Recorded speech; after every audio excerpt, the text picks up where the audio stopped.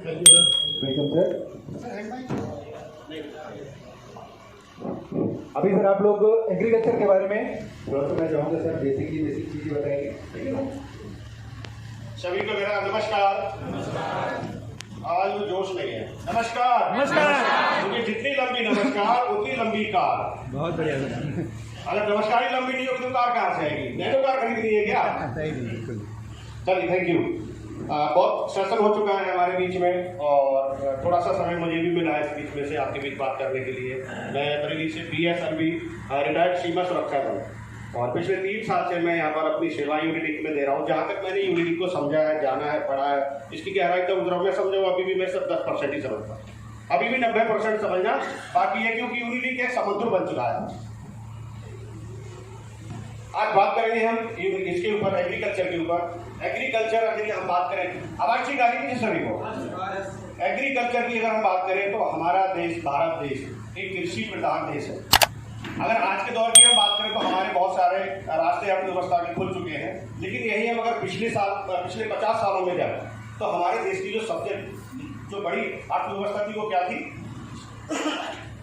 Only for agriculture थी। तो कृषि सेक्टर हमारे देश की एक प्रधान अर्थव्यवस्था है और हमारे देश में अधिकतर भूभाग में खेती ही होती है।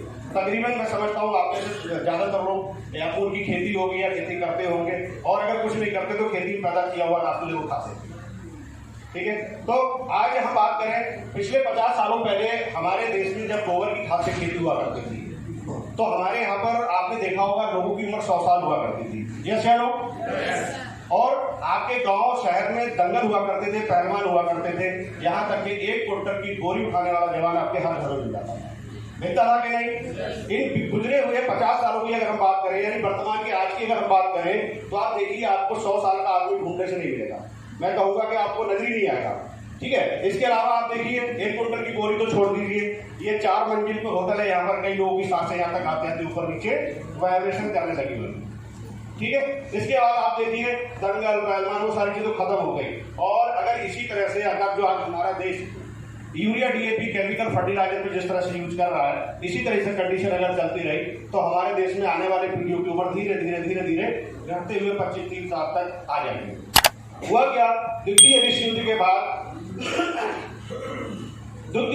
के बाद हमारे जो देश की में हरित क्रांति करके जो क्रांति आई, उस क्रांति में बोला